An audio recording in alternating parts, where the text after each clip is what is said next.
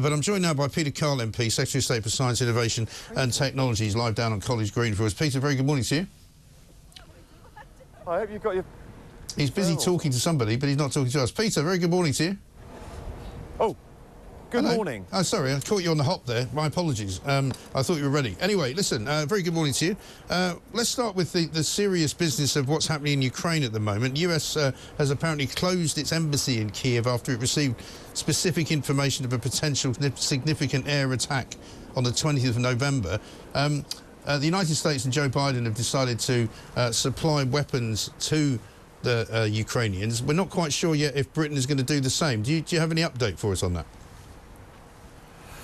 Well, we are in constant touch with, obviously, Ukraine and President Zelensky. We are a steadfast ally, and we will be with them for as long as it takes to make sure that the illegal invasion ends and that there can be a peace settlement to this conflict. It is Vladimir Putin who is escalating at every stage where he has the opportunity to de-escalate. We urge Vladimir Putin to de-escalate in rhetoric and in action so that he can bring about an end to this. When it comes to support for Ukraine, these are operational decisions which must be made between the British government and Ukraine. What I don't want to do is say publicly what we're doing in the moment, because the only person that would benefit from that kind of commentary would be Vladimir Putin himself. Yeah, and so Joe Biden will make the final decision, will he not, as to whether British Storm Shadows go in addition to the long-range missiles they've already got?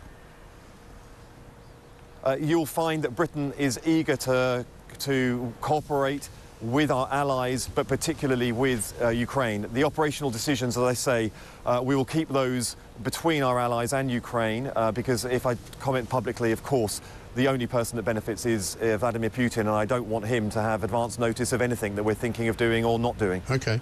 Do you agree that anti-personnel mines, which are now being given to Ukraine by Joe Biden, are a good idea? That is a decision for the Americans to take and the Biden administration with Ukraine. Each of our allies, we're trying to work as closely as we can to support Ukraine as a group of nations. Individually, different nations will take slightly different approaches to how that support happens. Britain, we won't be supplying that kind of equipment because we don't supply landmines in these circumstances. But other decisions are made by other territories, and that is a position that they must take with Ukraine directly. Because Britain's a signatory, isn't it, to the convention, the UN convention that bans the use of landmines. So you would think that as a friendly ally, Sir Keir Starmer might want to have a word in Joe Biden's ear and say, do you think this is a good idea? We speak with our actions, and we're not supplying that kind of weaponry. OK. Let's talk about social media. You want to talk about that this morning, I know, because Australia has just banned social media for under 16s. I'm not sure how worthwhile that will be or whether it will even work, but tell us why you want to do it. Well, I'm not saying that I want to do it. What I am saying is that when it comes to the safety of children in this country, I'll keep everything on the table. I'm not moving towards a ban of smartphones for young people, but there's two things I want to do. Today I'm the first Secretary of State to use a power, which is to issue a statement of strategic priorities to Ofcom. That requires Ofcom to come back to me saying how it is using the law, because I'm requiring them to explain how they're using the law to make sure that products that are released by social media companies have safety baked in by design. So basically they're made safe before release into society. I want them to use their powers as Ofcom in an agile and also assertive way to keep people safe. Secondly, what I'm doing is launching a feasibility study into the evidence that's out there, into the relationship between social media and young people and smartphones and young people.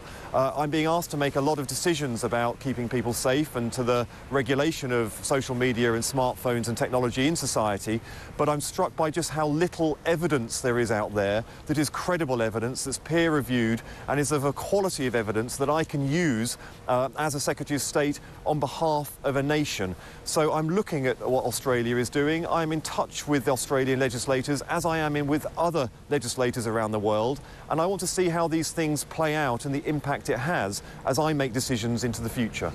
And what's Elon Musk's role in all of this? Because Peter Mandelson yesterday came out and said that he thinks that Labour as a whole, the government as a whole, should sort of make up with Elon Musk and should stop their feud with him. I didn't know there was a feud. If there is a feud, are you going to stop it? Well, there isn't a feud. I'm not sure how that language creeps into the lexicon here. Well, we Peter have great Mandelson working used it. relationships That's with all right. all social media. Yeah, well, there is no feud between us. In fact, I stand ready to meet with Elon Musk anytime that he wants to, as I am with other leaders of other tech companies. We want to capture the very best that tech has to offer our society. All we ask in return is that they make their products safe before releasing into our society. Having access to the British economy and the British society is a privilege, it's not a right. And we want to make sure that people can safely use this technology, because you and I both know that if people don't feel safe, then they're not going to be fully using all of the benefits of that technology has to offer.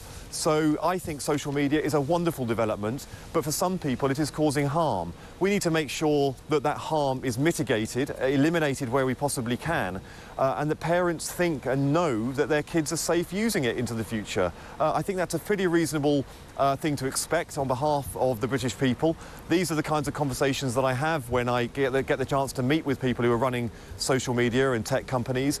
But I also want to make sure that we are benefiting from all they have to offer, and that includes investment and skills into our country, because I think our country is very, very well placed to foster the innovation that leads to technological progress, but also to capture the wealth and the jobs that flows from it. But we need to make sure that safety is the first step we take, so that we can safely explore all of the rest of it that follows. Well, the chair of the Parliament Science, Innovation and Technology Committee said this week that she wants Elon Musk to show up in Parliament and answer questions at the committee. Would you back that? Oh, look, these are issues for Parliament to decide. It is a parliamentary committee that Chion chairs. I'm sure that it will do great work. It's being established at the moment. I think if anybody's invited to give evidence before the British Parliament, I think that's a real privilege. So it'll be interesting to see whether Elon Musk takes up that offer or not. But that's a decision between him and the British Parliament. That's not an issue for the British government, of course. Liz Kendall yesterday, the Welfare Secretary, said that internal estimates from your own government make it look as though up to 100,000 pensioners will now be in fuel poverty just as the first snows of winter fall. There'll be a lot of people this morning waking up, Peter, not being able to put their heating on because they're no longer in receipt of the winter fuel payment. A lot of people in the Labour Party are not happy about this. A lot of the unions are not happy about it. Are you honestly happy that you've put 100,000 pensioners into fuel poverty?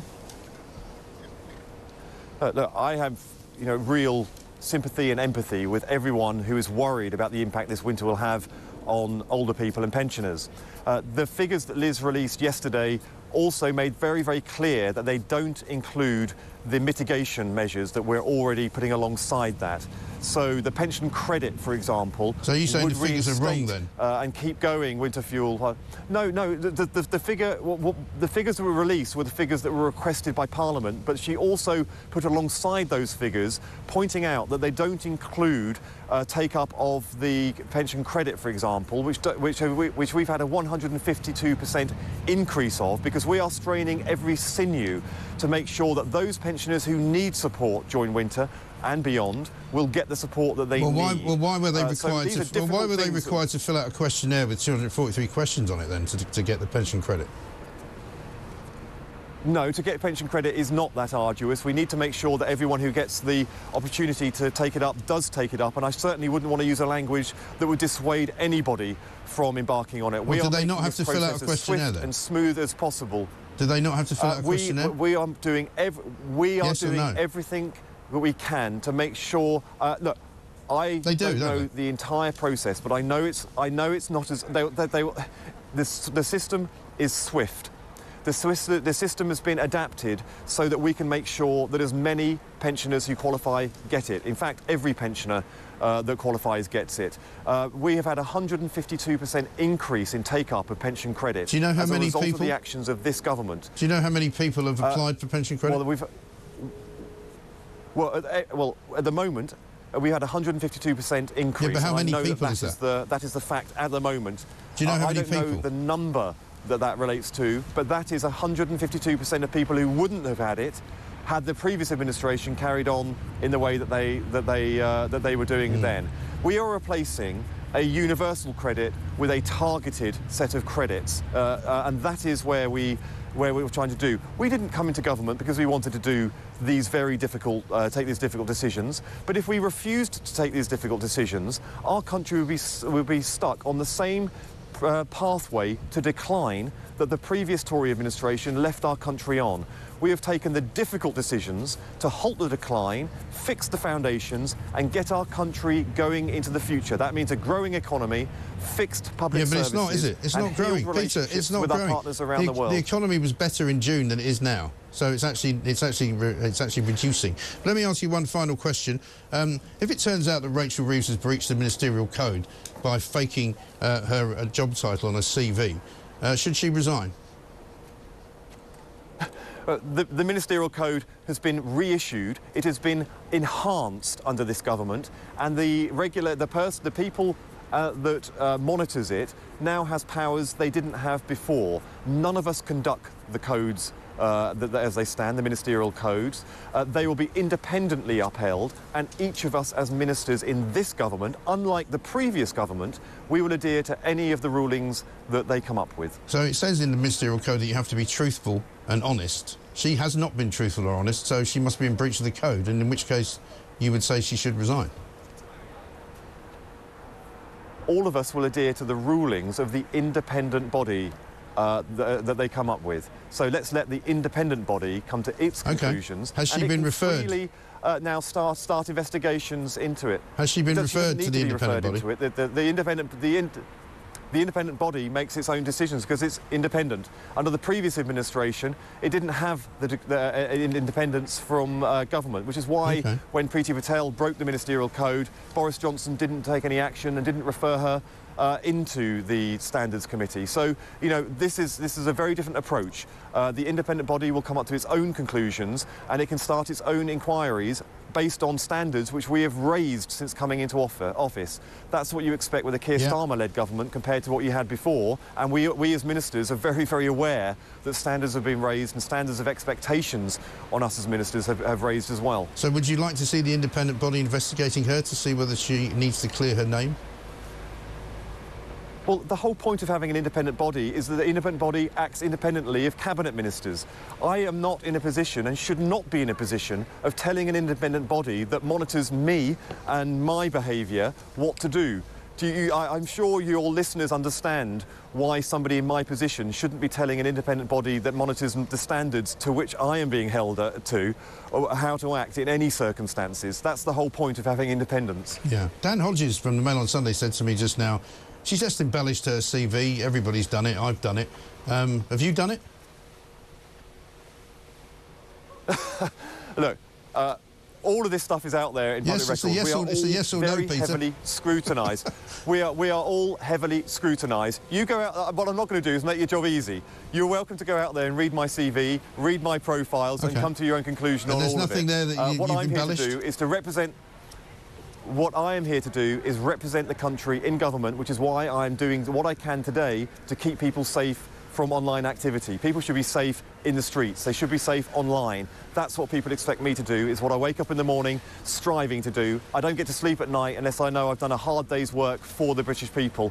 These are the issues I'm following on. The rest of it, I'll leave to you guys. All right. Peter Carroll, thank you very much indeed. Secretary of State for Science, Innovation and Technology. I think that means he hasn't embellished his CV, but we'll have to check it out and have a look and see what he's done.